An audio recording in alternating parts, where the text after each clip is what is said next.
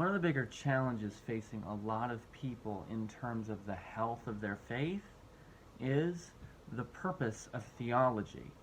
That either, on the one hand, that they are either taught or due to like kind of background stuff in themselves, they just think it's irrelevant. That it doesn't really matter. It's for those smart people to talk about, debate about, but it's not really important for me in my daily life. The next step would be that it's a weapon to harm people. That it's just this giant cannon to level all available barrels in any direction of anyone that disagrees with you, no matter how big or small the issue happens to be. You look for, out there on the internet or even in public or at church, you purposefully dissect what people say for the purpose of maybe even humiliating them in public and making them sound stupid so that you sound smart. That's actually the next phase. It seems like those two would be extreme opposites, but they're not, because they're actually the same concentration of ignorance about what theology is, just weaponized in different manners. One is against the self, and the other is against others. There's another third phase where theology is for the purpose of myself.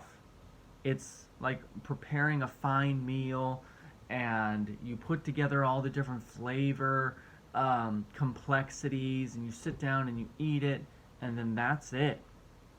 It's the end of the story. And this is it's a lot easier to justify, especially in a society where we are increasingly becoming decentralized. We're heavily becoming more individualistic. Stay in your homes. Don't go out. Don't look at anyone. Don't make sure you have your face covered, all this stuff.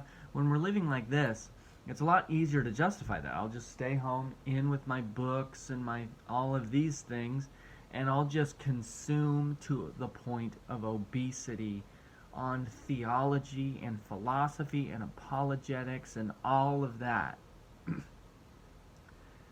There's a fourth. Theology is for the purpose of unity. When you know more about Christian history and how the different denominations developed, the kind of crucial and significant individuals that led to the founding of those organizations, critical conflicts, the points of those conflicts, theological, political, socio-economic, and so forth.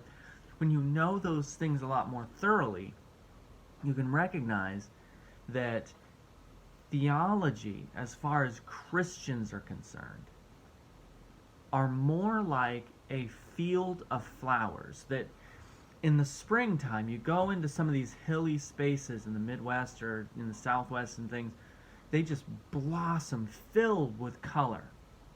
And there's all sorts of different sizes and shapes. Some are tall, some are short, some are big, some are small, round, all these different things. And you look at them and they're full of beauty and they're full of fragrance, each one serving a different purpose in its ecosystem. That when you look at it like that, but the word we use to describe them is plants or flowers. That's kind of it. Wildflowers is a general term for a mixture of randomly unplanted plants, right, in a space. And they're beautiful, and they're fragrant, and they bring a lot of people happiness, even though you might not be able to identify the individual names or varieties of each one. And that's perfectly fine.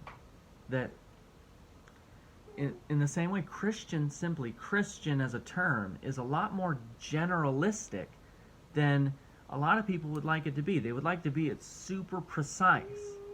But if you even look through the New Testament, the word Christian very rarely appears. You have the way, you have disciples, you have believers, you have brethren. There's so many other far more prolific terms throughout these documents with a lot greater meaning and value for what it's representing than just Christian.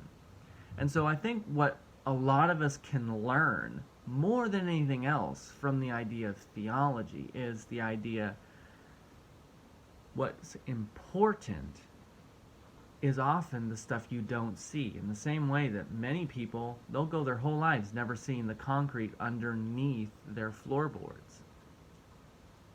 But that is the most important part of their house. It's holding the entire thing up. The core, the one baptism, the one faith in the one Savior, Jesus Christ, is the thing that truly matters. Everything else is just an array, an expression of the beauty of the way God made human beings in the different ages which those people have lived. And quite frankly, if you look even at the original 12 that Jesus chose, if Jesus wanted everyone to be identical in thought, word, and emotion, he would have chosen 12 fishermen, or 12 tax collectors, or 12 Pharisee apprentices, or whatever. He would have chose 12 of the exact same person, but he didn't. 4 fishermen, and a tax collector, and a Sicarii, literally daggerman, translated often zealot, would be like a terrorist in today's society, and bean counters, and money carriers, and just all these different varieties of people. And you can see their personality so well fleshed through. You even have Paul, who was a former persecutor. And you have tent makers. And you have women who would knit and weave fancy fabrics for the homeless and for the downtrodden. And you have Lydia, who is a very wealthy merchant. And one of the things that drew a lot of people into Christianity from the very beginning is the fact that it's not one kind of person, but it's for everyone, especially women, slaves, and children that were the most invited in, which was extremely distinctive and unique for its society. That's the point. If Jesus wanted just one kind of person, he would have chosen just one kind of person. He didn't do that. He chose a variety of people, and that's a good thing for him to have done because there are many different kinds of people. And when your theology is able to reconcile around that, you will begin to see the unity of Christian history rather than its divisions or factions.